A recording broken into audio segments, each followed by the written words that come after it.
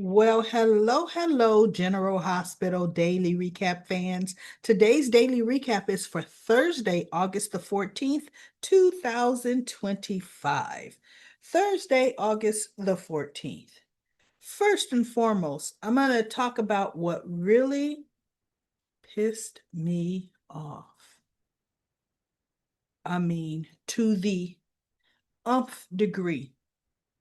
Now, I believe all of you in Comment Corner land know exactly what I'm talking about. In case you didn't, I didn't even take a picture of it. It made me so mad. Michael gets off the elevator at GH. Curtis had been there to see Portia. They're all sucky face, and Isaiah's getting all jealous and trying to figure out how he could drive a wedge between them. Gannon.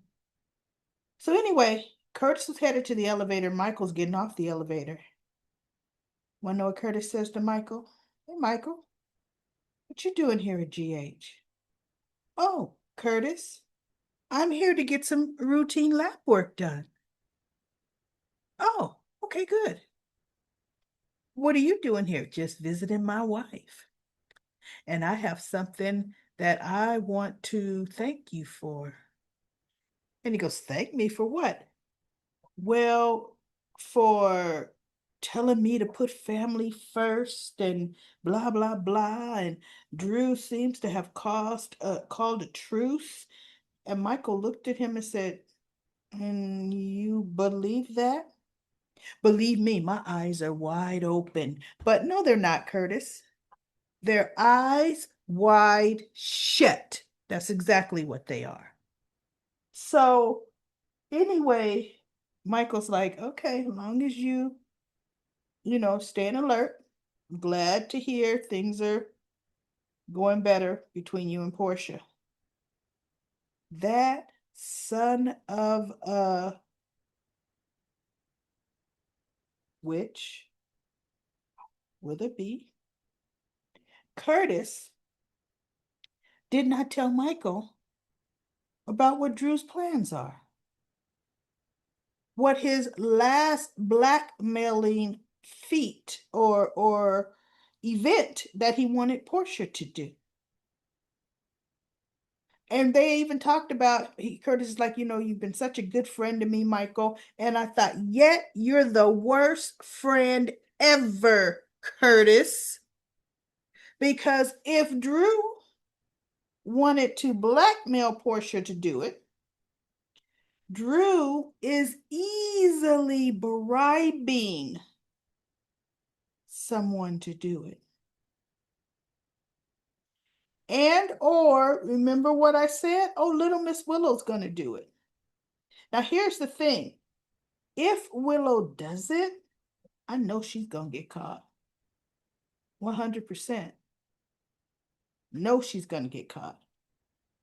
But I just shook my head and I thought, you know what, Curtis? You're at the bottom of my list now. I could care less about you. You go on and be pissed off at what happens to Stella. Now, I do like Aunt Stella, and I'm not going to like what's going to happen to her. But as far as Curtis is not showing loyalty to Michael. And here's the thing. It's not even loyalty, everybody. It's common courtesy. This man has given you a wide range to do what you need to do. And you didn't even have the common decency to tell him about a threat that could cause him to lose his kids. Nope. I ain't liking it, and I ain't happy. Stella butts her nosy self into Kai and Trina's relationship. But Trina, talked to her Aunt Stella, shows that her Aunt Stella respect, but she don't give in to Stella. As a matter of fact, Kai was downstairs having lunch with Drew, trying to fill him in on some things going on. And he's like, Congressman, about Measure C. And he goes, Congressman Kane, are you listening? He goes, I'm sorry, Kai. Listen, Congress, I mean, Proposition C, Measure C, it's gonna have to take a back burner. My full attention is relocating to Washington, D.C. That's my full attention. I've got to get my daughter out of here. And so Kai says, okay, all right. But one thing I do know about Scout, doesn't she love being around her family? Around her brothers, around her grandmother and aunts? And then he goes, all the family that Scout needs is me. There's just too much. I mean, he didn't say negativity. He said something else, but there's just too much volatility or uh-uh. He don't want his daughter around that. So that's his focus. He says, but look, when I'm gone, I still need you to be my eyes and ears here in Port Charles. And Kai says, okay, okay. You mean politically, right? He goes, I mean in every way, on everything. Kai is sitting there. And I thought, okay, Kai, Mr. I got principles. Mr. Drew's pretty much telling you to spy on folks and get back to him. How you feel about that? How's your conscience gonna handle that? And for that very reason, Trina shouldn't take him back because guess what? We don't know where his loyalties lie. Well, I'm sorry. We do know where his loyalties lie with Drew. So, he said he had principles as to why he did what he did.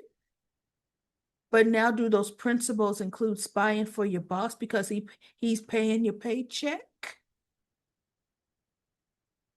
I was hoping Drew would say, Kai, I understand I said you could stay here in Port Charles, but when I go to DC, you're so valuable to me. I want to really teach you the ropes in Congress. We're talking ropes that Drew don't know because he hasn't been there enough to learn any ropes. But I'm surprised he doesn't tell Kai, I really need you to come to Washington, D.C. with me. Kai, for just 3 months. That's it. Just to, get you trained, get you, you know, knowing what you need to know. Then you could come back here ready. And then when 3 months comes, of course, he doesn't let Kai come back. But I was hoping Drew would want to take Kai with him. And that's the truth, right? Now, Anna goes to see Jordan at Jordan's new place. Penthouse, gorgeous place.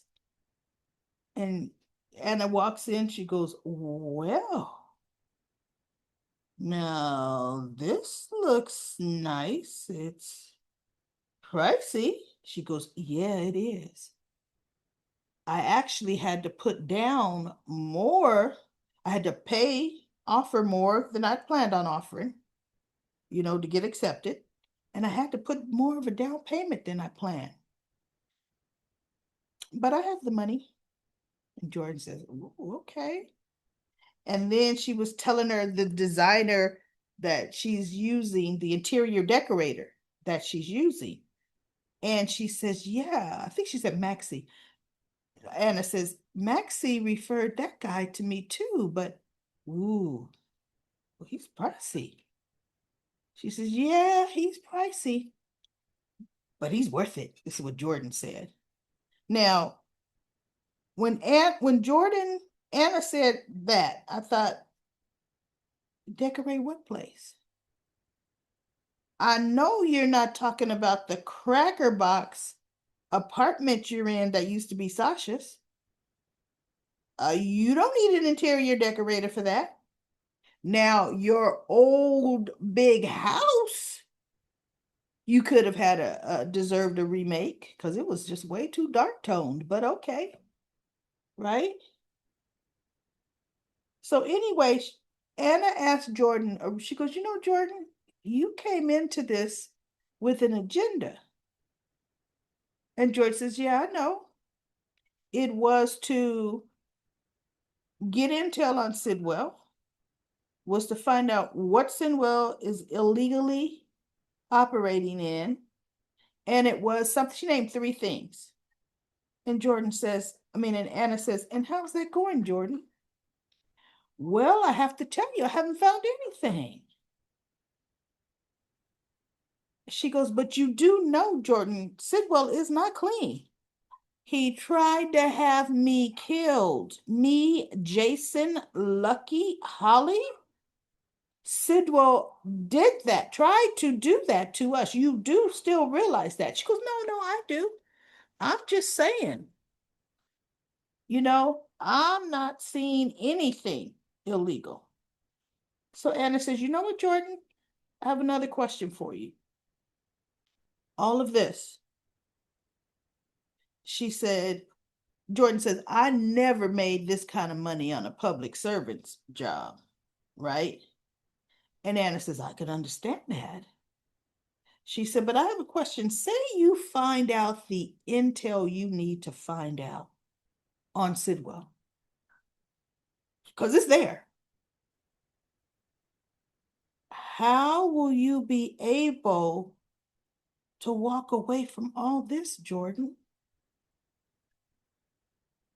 Will that be a conflict?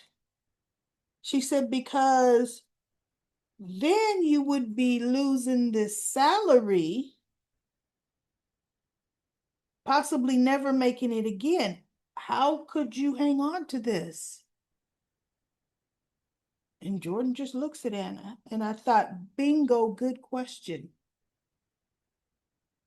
You upgraded. She goes, well, with Sidwell paying me what he's paying me, to make it look long term, I really needed to upgrade. And I'm thinking, yeah, but you didn't need to go all out like this, Jordan. Seriously. Because Anna's right. You gonna get foreclosed on? Because you're not putting a nest egg away. You spending this nest egg on this place. And what you're doing is you're buying a mortgage for 30 years. So that was a good conversation. I actually liked that, right?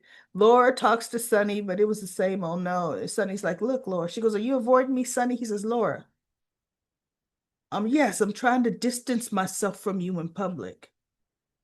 So Laura says, look, if I hide from you, I'm not hiding anything.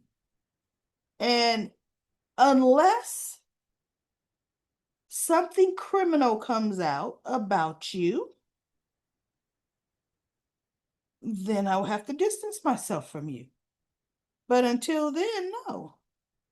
If I did, it would look like I'm only trying to do this in public because got something to hide. She says, nope, I'm not hiding our friendship. And Ezra Boyle was there talking to somebody else. Of course, Drew was there talking to Kai, and then Boyle ended up talking to Drew. And oh, ADA, Molly Lansing, and DA Interim Turner were talking, and the office called and said she had this very expensive spa supplies basket delivered to her office, and the card didn't have a name on it. And so Molly says, who would be sending you something like that? And ADA Turner says, I know exactly who sent that. And then she told her how she sprained her ankle, and Sonny insisted on taking her to the ER. And Molly says, well, it becomes a problem if you accept gifts. She goes, oh, I'm not accepting this gift. She said, but it didn't have a card. How are you going to prove who sent it to you? She says, it may not have a card, but I know who sent it to me. So Molly, after Boyle stops talking to Drew, Kai is already gone. Molly goes over and sits down and she wants to talk to Drew. She doesn't know what happened yesterday. Alexis hadn't told her. Now, mind you, they live in the same house. But anyway, you would have think Alexis would have been so distraught, she would have told Molly. So she goes, can I speak to you for a minute, Drew? And he goes, sure, Molly. And Molly is talking as calm as Molly does. And Alexis has been talking calm to Drew too. So I don't know what well, I do know what his trip is. I can, so I will. That's his trip. So Molly says, Scout really misses her mom. And, she really needs her family rallying around. So we were wondering if we could see more of Scout. And Drew says, well, Molly, I wish you would have been the negotiator intermediate that brought this up instead of your mother, Alexis, who's proven she's trying to undermine me. And Molly looks at him. He says, but no, I am actively getting ready to move to Washington, D.C. And I am taking Scout with me. And Scout will have no contact with her grandmother, Alexis, or her aunts. And Molly looks at him like, excuse me, what? Like, wait, where'd that come from? What? And it left them there with that scene. See, now Molly's going to try to dig up every precedent she can. She'll be like, oh no, we were afraid to bring that suit, the grandparent suit, because if it might make him mad, well, he decided he mad and is cutting off contact. We might as well try to do as much damage as we can. Let's put our heads together and get it done. So that was interesting to me. Then we had Dante talking to BLQ, that he feels they've given Geo enough space because he says, we thought space would give him time to think. He says, but I don't know about you, Brooklyn.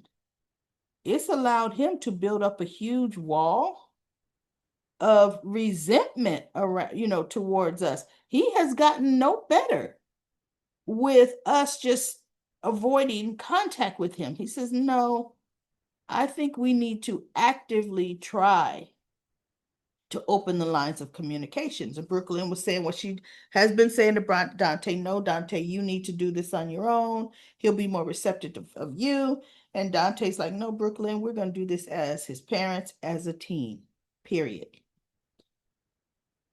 Period. Right? So she's like, okay, he put his hand out to her. She took his hand and says, okay, right? So Sunny had ran into Gio and Donna up at poolside. It was her swimming lessons. And she goes, my birthday is next month, Gio. And he goes, yes, I do know, Donna. You promised you would play the violin at my party. He goes, and I'm gonna sing. And he goes, Donna, man, I will be at your party, but my violin is broken. I'm sorry, Donna, I won't be able to play. And she goes, oh no, Gio. He goes, but I definitely want to be there for you. And so she goes, okay. And Sunny's like, Donna, swimming lessons, your instructor's ready for you. So she goes off. And Sunny talks to Gio and she says, Donna's really looking forward to you coming. But if it's going to be too difficult for you, Gio, it's understandable. You could bow out, right? And so Gio said, no, I want to be there for Donna. And so Sunny says, you do know Brooklyn and Dante are going to be there. And he goes, yeah, I know. Yeah, he gets it. And so Sunny's like, and I'm just saying, And what's his name? Gio's like, no, I could be in the same room. So Sonny says, okay, well, you do have permission not to talk to them. I mean, just don't talk to them, right? He says, but I think you're doing yourself a disservice. I'm just gonna say that. You're grown, you can make your own decisions, but I think you're doing yourself a disservice not uh building a relationship with Dante and Brooklyn. He says, look, it was not easy for me and Dante. It took a long time for us to get where we are today. But at some point, he goes, it took a long time for Dante because Sonny was more receptive than Dante. He goes, it took a long time for Dante. But he eventually came around. He says, I never gave up. But I did allow Dante to come around. I didn't try to force the issue, but I did make sure he knew that I didn't, every chance he got that now that I know I'm his father, I want to get to know him better. So Gio's just looking. I don't know if I'll ever be ready for that. Sonny's like, Gio, it's up to you. Right? So then we have Michael after he left GH, he came up poolside. And Gio's got this sourpuss look on his face. And they're looking at Donna splashing in the pool. And so he goes, that's a lot of splashing over there. I don't know if Wiley had swimming lesson too, because he goes, the kids are doing a lot of splashing over there. But he didn't mention Wiley's name. And he goes, Donna's birthday party is coming up. And Gio says, yeah, I'm going to be there. And so Michael says, okay, Gio, the anger you're carrying around, and Gio's just looking at Michael. He goes, the anger you're carrying around, you need to let that go. And Gio said, really? He goes, yeah, really. He says, it's just going to eat at you. He says, look, I have walked away from my father countless times. But I have always let him back in my life because he is my father and I love him. He says, but when you're hanging on to the resentment, he says, man, it darkens everything. He said, so my suggestion is you try to, build some kind of relationship with Brooklyn and Dante. Or he said, you try to get rid of this anger and resentment for Brooklyn and Dante. And Brooklyn, and so Gio goes, I'm good. Michael looked at him and said, no, you're not. I'm like, whoa, okay, good. He needed to hear that. He goes, no, you're not. You're not good at all. And Gio kind of looked at him like, look, you found out you my uncle 2 seconds ago. And you giving me unclely advice like this, right? So that I liked it. I was like, good for you, Michael, right? Which is when the whole thing, Sonny bribed the judge. I know Michael is not going to. He might be mad initially, but Carly, for one, will also get him think, Michael, think. That's not Sonny. That's not how he operates. And you know this, right? Michael will know, or he'll know it right off the bat. So we're gonna see how that goes. Now, I have one picture because to me today was a filler day, and it's this. Guess who happens to be jogging through the park? And guess who's sitting down on the bench, just staring straight? And Chase is like, runs up, Willow, Willow, huh? Does she look okay to you? What are you doing here? Well, I was supposed to be at work, but Elizabeth sent me home yesterday, and she had me stay off today. And he goes, really, why? So she tells him what happened. And, she hit Lucas. And he goes, um, did he do anything to provoke you? And she goes, no, he made me angry.